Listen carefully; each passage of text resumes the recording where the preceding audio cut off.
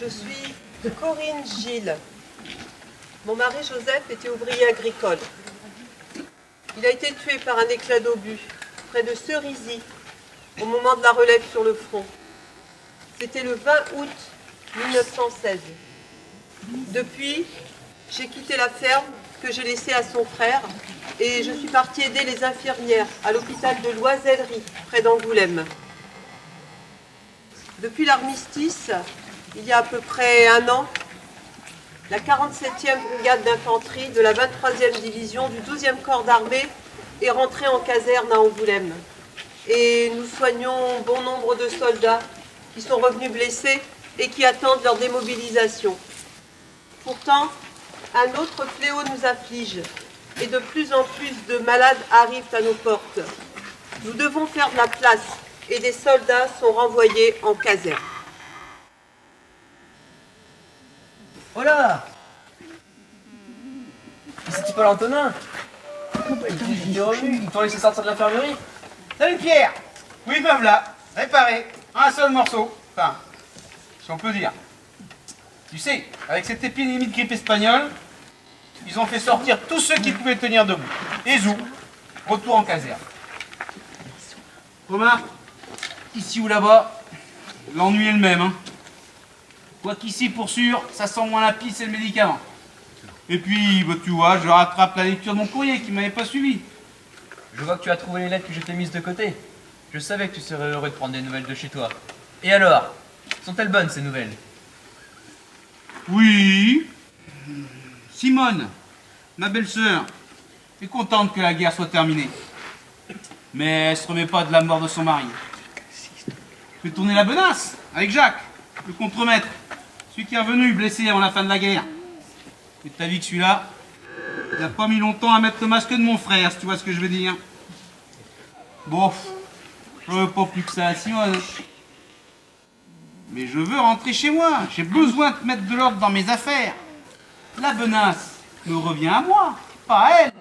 Il faut que les choses soient libres. Mais il faut aussi que les choses soient faites. Et tu ne peux pas leur en vouloir de faire tourner la benace sans toi. C'est pour ça que j'enrage d'être ici. C'est déjà terrible d'être soldat pendant la guerre. Hein. Mais c'est encore pire de l'être quand elle est terminée. Ça fait plus de 8 mois que j'ai pas tiré un coup de fusil. Je dois être démobilisé. Ah, ne t'en fais pas. Louis Deschamps, le sous-secrétaire d'État à la mobilisation, y travaille. Il faut juste que le tour de ta classe arrive. La démobilisation en fonction des classes de conscription. C'est la chose la plus juste, selon moi. Tu parles. J'en connais qui sont de la 13. Ils sont déjà chez eux. Moi, je suis de la 12. Ça fait 7 ans que je porte l'uniforme. Et j'ai été blessé. Je devrais déjà être démobilisé. Laissez-moi partir. Je veux m'en aller. C'est pas l'Émile qui crie comme ça dans la cour? Regarde. Il est en train de se battre avec les plantons. Laissez-moi partir, bon sang. Je veux m'en aller. Bon sang, laissez-moi m'en aller. Mais arrête-toi! J'en ai marre. Laisse-moi. Mais bouge pas de là! Tu peux pas partir tant que tu n'es pas démobilisé. Et puis il te faut ta pension, ton ordre de transport. Tu peux pas partir comme ça. C'est pas 490 francs qui vous permettent de vivre bien longtemps. Et pour le truc de transport, je fais comme tant d'autres. J'irai à pied. On a bien fait 200 km sur nos jambes juste après l'armistice. Alors, avec un peu de chance, je serai rentré avant que ces messieurs de la SDN aient bien voulu signer leur foutu traité de paix. Alors maintenant, laisse-moi passer. Garou! Voilà, soldats! Calmez-vous! N'avez-vous pas entendu vos camarades? Garde à vous! Mon lieutenant, je dois partir. Ma femme a un petit et elle reste seule. Laissez-moi partir, s'il vous plaît. Avant d'être un homme, vous êtes avant tout un soldat. Et tant que vous n'êtes pas démobilisé, vous restez soumis au régime militaire. Pour nous, c'est encore la guerre. Reprenez-vous et comportez-vous en véritable vainqueur de la plus grande guerre jamais vécue. Même si votre femme a eu un enfant que vous n'avez pas conçu. À la guerre, on l'a gagné, c'est sûr. Hein. Mais c'est grâce à nous, là, les pauvres gars, qui l'avons gagné. Ah, vous, les officiers, là, vous savez faire que des coups de menton, là. C'en est trop! Garde! Saisissez-vous de cet homme et mettez-le aux arrêts.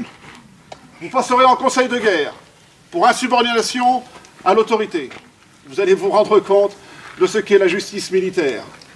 Vous autres, emmenez-le en cellule.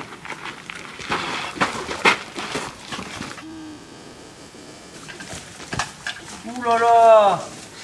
Tu crois qu'ils risquent gros les mines? Ils vont quand même pas le fusiller. Mais en théorie, c'est ce qu'ils risquent. Hein. Faut pas rigoler avec le règlement militaire. Tant qu'on n'est pas démobilisé, il faut obéir. Oui. Mais en même temps, je le comprends, l'Émile. La société des nations. Plus jamais ça. Ça résonne un peu faux dans la bouche de ceux qui ont allumé les feux de la guerre. Ouais, c'est vrai. Et tu sais, Pierre, j'ai un petit peu lu pendant que j'étais à l'infirmerie. Et tout ça, les gouvernants, ceux qui commandent et s'enrichissent, puis qui envoient les pauvres gars comme nous se battre dans les tranchées, c'est un système qui se lézarde. Les peuples se rebellent un peu partout. Et la guerre n'est pas finie pour tout le monde. Tu sais, j'ai entendu dire qu'en Russie, les Allemands ont favorisé le retour d'un certain Lénine pour accélérer les choses sur le front de l'Est. Ils prônent le communisme, la fin de la propriété privée, qu'il dit. Du coup, le tsar et sa famille, quick, ils y sont passés. Et puis, c'est la guerre civile là-bas. Une guerre en chasse une autre, en somme. Remarque, si l'idée c'est de tout partager, peut-être que c'est porteur d'espoir pour les gars de là-bas. Oh, tu sais, Antonin, mais d'avis qu'aucune guerre ne peut être bonne. Et puis, seul l'avenir nous dira ce qui nous apportera la paix et le bonheur. Ouais, bah tu sais, Pierre, entre le traité de paix, qui doit être signé à Versailles prochainement, et puis la révolution russe dont tu me parles, je suis bien en peine de savoir ce qui est le plus porteur d'espoir pour les gens comme nous. Et franchement, après avoir vécu cette saloperie de guerre, eh ben je ne crois ni en l'un, ni en l'autre.